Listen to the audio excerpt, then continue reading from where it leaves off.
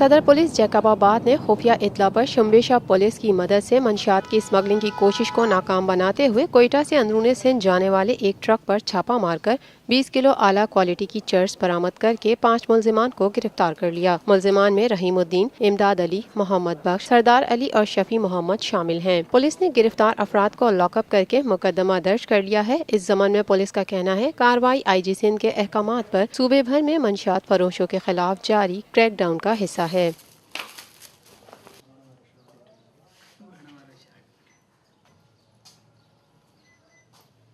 पाकिस्तान हम सबका